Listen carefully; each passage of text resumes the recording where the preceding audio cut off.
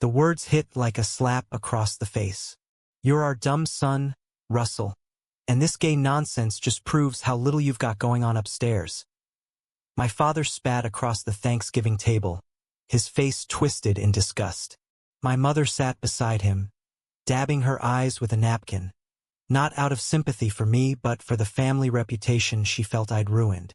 At that moment, with my older brother Mark smirking from across the room, I knew I couldn't stay in this house another day. The dining room in our modest suburban home outside Chicago smelled of roasted turkey and tension thick enough to choke on. Candles flickered on the table, casting long shadows across the faces of the people who were supposed to love me unconditionally. Dad, a mid-level manager at a logistics company who prided himself on real work, gripped his fork like a weapon. Mom, who spent her days volunteering at church and organizing neighborhood events, kept her lips pressed tight in that familiar line of disappointment. Mark, my golden child brother, the straight-A finance whiz with a wife and a baby on the way, leaned back in his chair enjoying the show.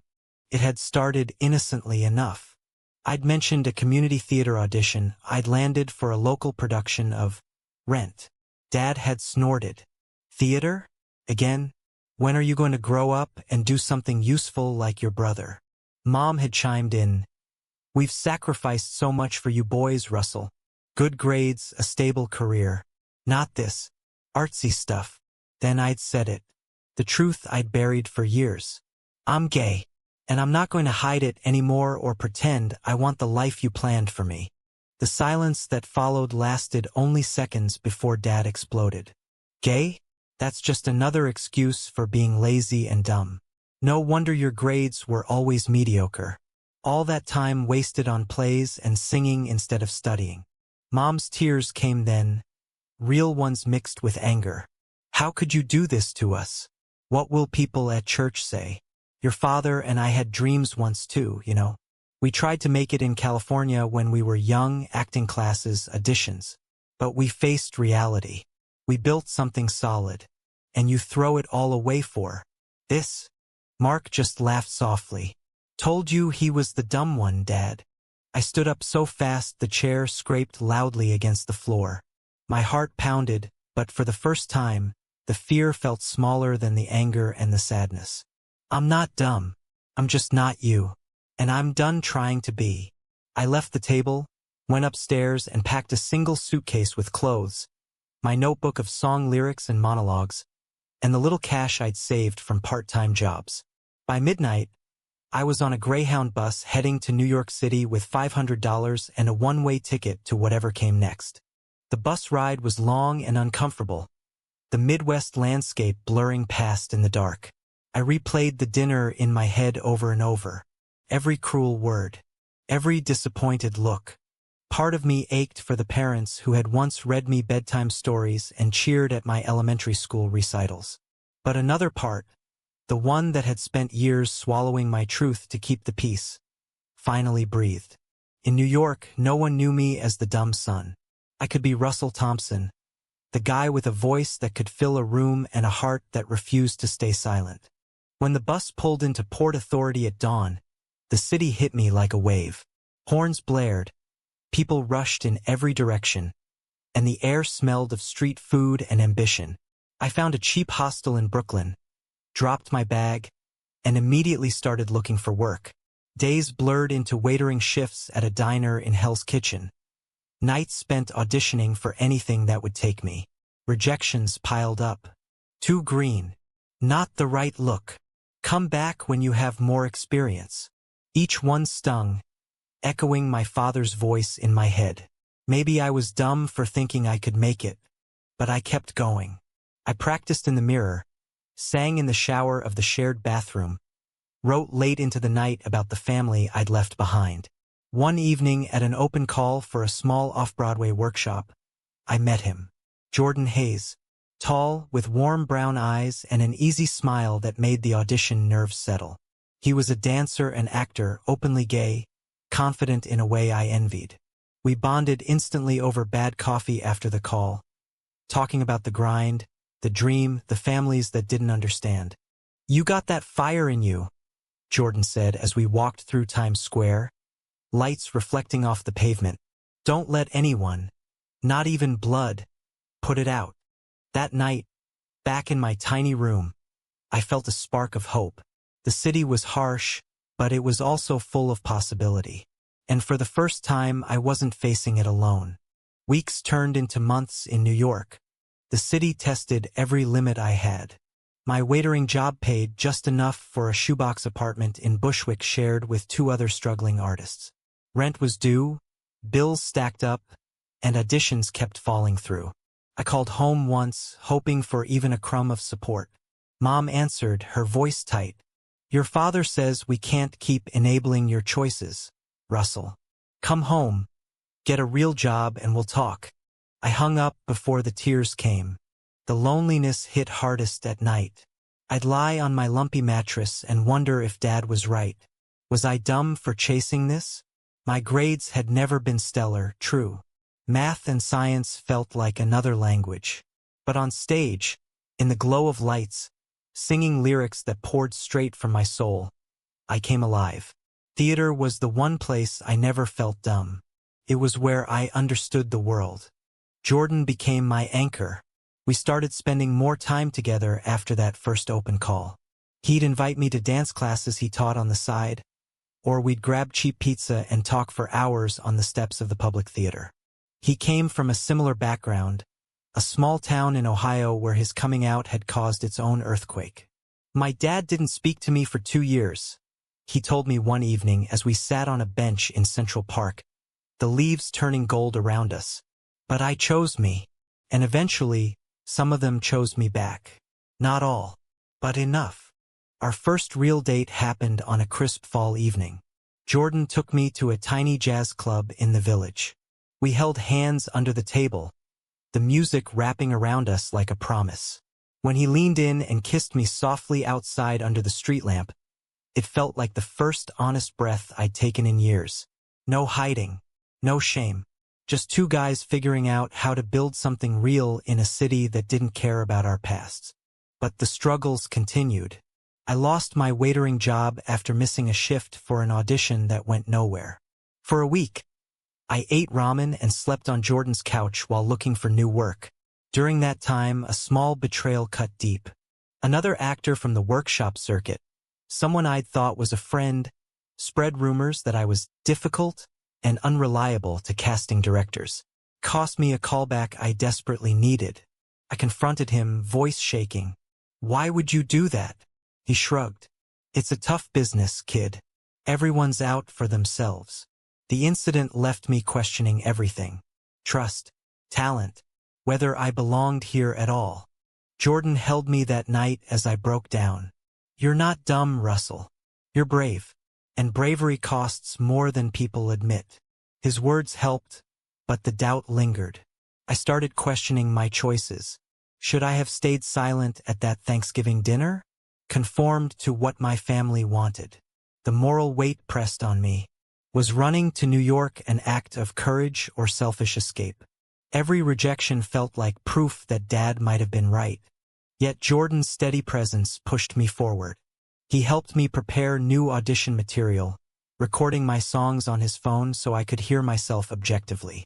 We rehearsed scenes together in his apartment, laughing through the flubs, growing closer with every shared vulnerability. One night, after a particularly brutal day of no's, he said, "The stage isn't just about talent. It's about who you are when no one's watching. And I see you, Russell. The real you." Slowly, the city began to feel less like an enemy and more like a teacher. I landed a small gig in a community production, nothing paid much, but it kept me going. The audience was small, but their applause felt like validation. For the first time since leaving home, I started to believe I might actually make it. But deep down, I knew the real test was still coming. The past doesn't stay buried forever. The relationship with Jordan deepened as winter settled over New York. We moved in together into a slightly larger apartment in Queens, splitting rent and dreams. Mornings started with coffee and shared scripts. Evenings ended with quiet talks about the future. He made me feel seen in ways my family never had. Our love wasn't flashy. It was in the way he remembered I liked my eggs scrambled soft, or how he'd massage my shoulders after long rehearsal days. In return, I supported his dance auditions, cheering louder than anyone when he booked a chorus spot in a regional tour. Success remained elusive for me, though. I booked a few walk-on roles and understudy gigs, but nothing that paid the bills reliably. The betrayal from that fellow actor still stung, teaching me a harsh lesson about the industry's cutthroat nature. I confronted more moral dilemmas. One director offered me a role if I toned down my openness about being gay in interviews. "The audience isn't ready," he said.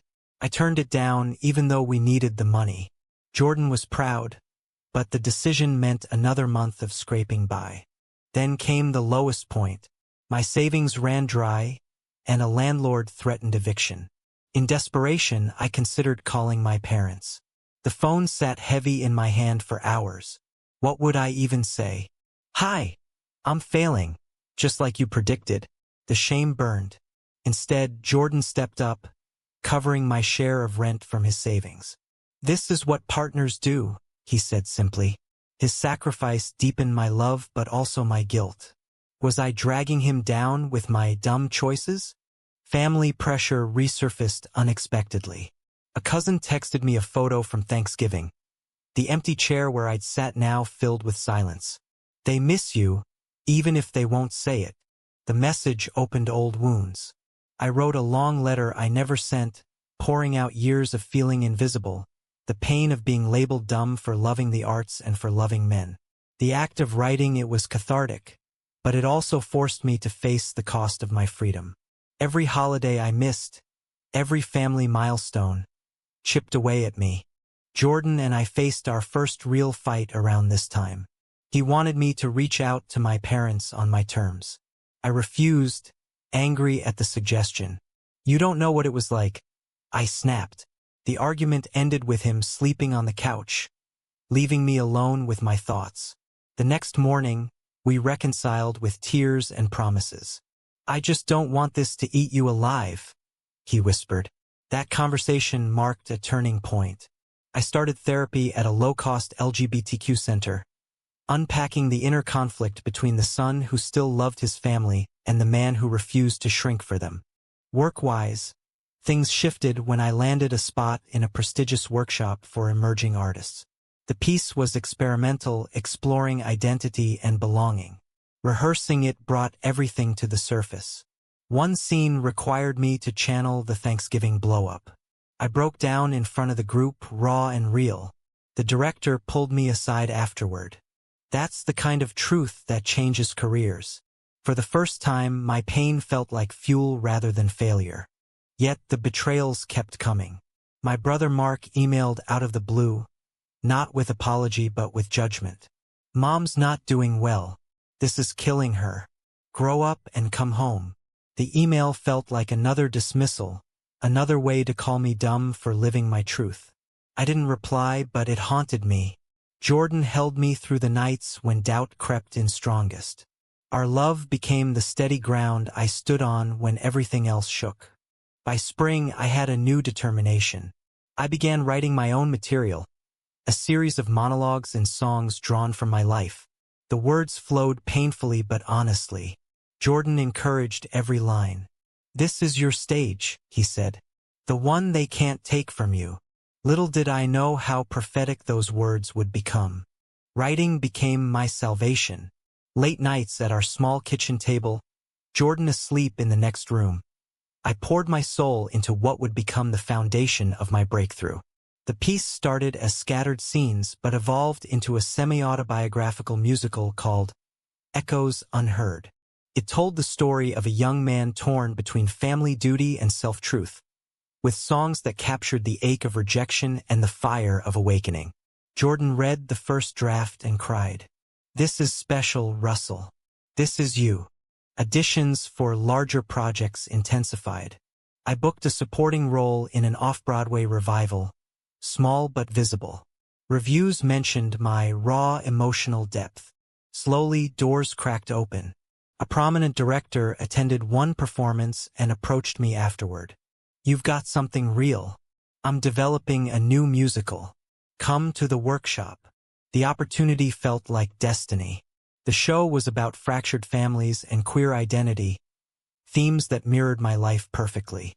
During rehearsals, the moral dilemmas deepened. The director wanted to amplify the family conflict scenes, asking me to draw directly from my experiences. Make it hurt, he said. I hesitated. Using my parents' words, their rejection felt like betrayal in reverse. Was it fair to expose their flaws for art? Jordan and I discussed it for hours one night over takeout.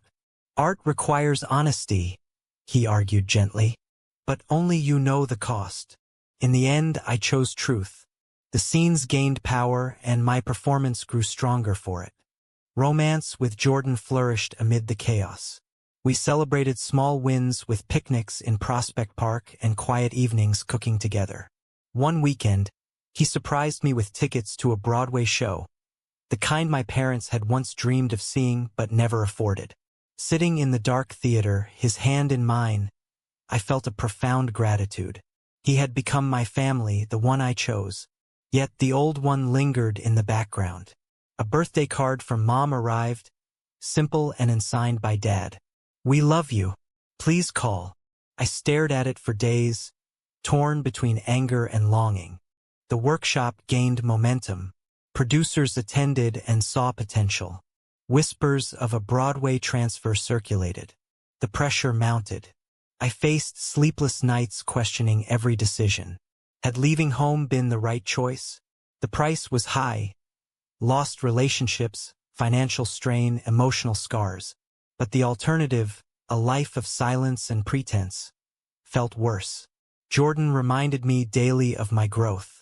You left as the dumb son they saw. You're becoming the artist you are. A major breakthrough came when the lead actor for the developing musical dropped out. The director offered me the role. You wrote the heart of this. Now live it.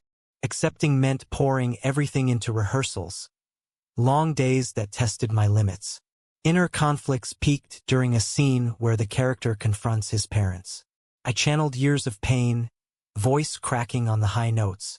The cast applauded spontaneously. In that moment, I felt the stage calling me home in a way my actual home never had. My parents' attempts to reconnect grew more insistent. A voicemail from Dad, gruff and awkward. Son, things have been said. Maybe we can talk. I listened to it repeatedly, weighing the moral cost of forgiveness versus self-protection. Jordan advised patience but left the choice to me. The decision loomed large as opening night approached. Rehearsals for Echoes Unheard consumed my life.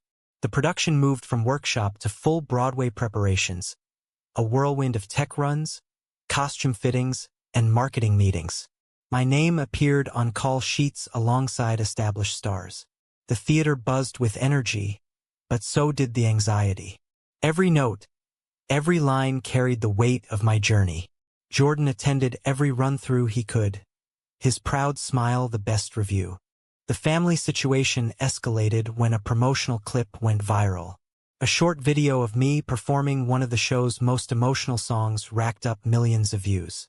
Comments poured in, some praising the authenticity, others speculating about the real-life inspiration. Then the call started. Mom first, voice trembling. Russell, we saw the video. It's beautiful. We're so proud. The words I had craved for years now felt complicated. Dad followed with his own message. Your mother and I would like to come see the show. Maybe we can put the past behind us. The plea stirred a storm inside me. Part of me wanted to scream that it was too late. The years of being called dumb, the dismissal of my identity, the conditional love. Another part remembered the good times, the sacrifices they'd made. Jordan and I talked it through on a long walk along the Hudson. You don't owe them access to your healing, he said, but shutting the door forever might cost you peace. The moral dilemma tore at me. Was reconciliation a sign of strength or weakness? Did their regret erase the damage? I agreed to a phone call. The conversation was tense, filled with awkward silences and half apologies. Dad admitted, We were hard on you, maybe too hard. We wanted better for you than we had. Mom added, seeing you on that stage, it reminded us of our own dreams we gave up. They begged for tickets to opening night, a chance to be there for you. I promised to think about it but made no commitment. Hanging up, I felt exhausted. The confrontation brought old wounds to the surface, but also a strange sense of power. I was no longer the boy begging for approval. Back in rehearsals, the tension fueled better performances. The director noticed, whatever's happening in your life, use it. Jordan remained my rock, cooking meals when I was too tired to eat, listening when I needed to vent. Our love grew quieter but deeper, built on shared battles. One evening, he surprised me with a small ring, not a proposal but a promise. Whatever you decide about your family, I'm here for the long haul. The gesture brought tears and reinforced my resolve. As opening night neared, the producers arranged press. Interviews forced me to articulate my story carefully, balancing honesty with privacy. A major outlet asked about family. I answered truthfully but without bitterness. Some journeys require distance to find your voice. The quote made headlines. My parents saw it and called again, more insistent. We're begging you, Russell. Let us be part of this. The word begging echoed the title of my life now. The kid they dismissed was commanding the stage they once dreamed of entering themselves. I made my choice. 2 tickets would be waiting at will call. Not front row, not backstage access. A cautious olive branch. The decision brought relief mixed with fear. What if it reopened wounds? What if it was another mistake? The final dress rehearsal ended with thunderous applause from the crew. I stood on the empty stage, lights dimming, and whispered to myself, this is mine now. Opening night arrived like a dream wrapped in nerves.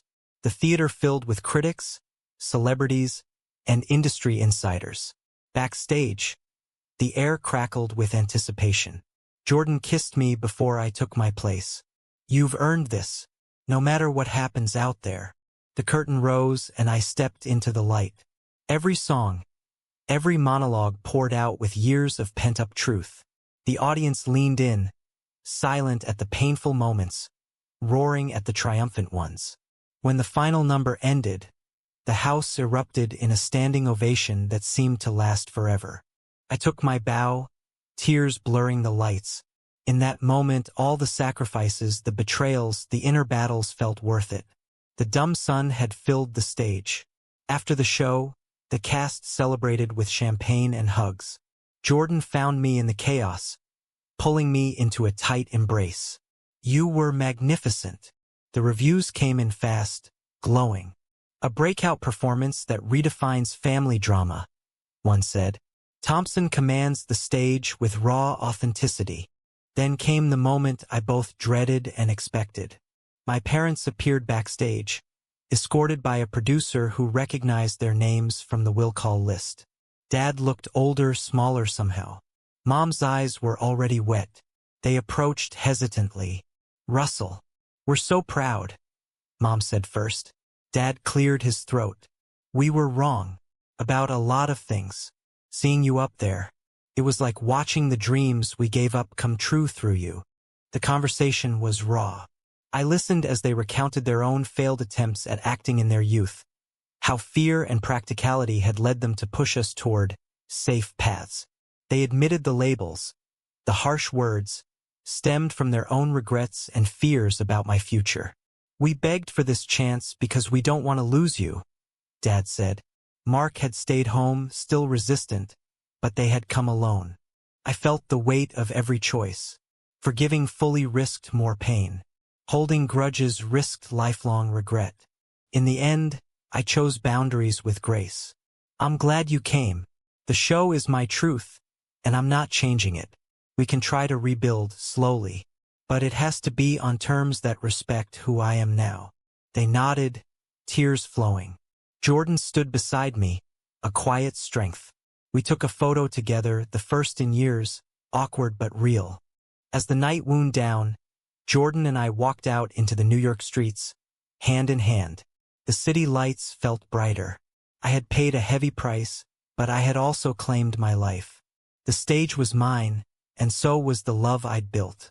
In the end, was Russell right to offer his parents a cautious second chance after the years of pain they caused? Or should he have turned them away completely to protect the life he fought so hard to build?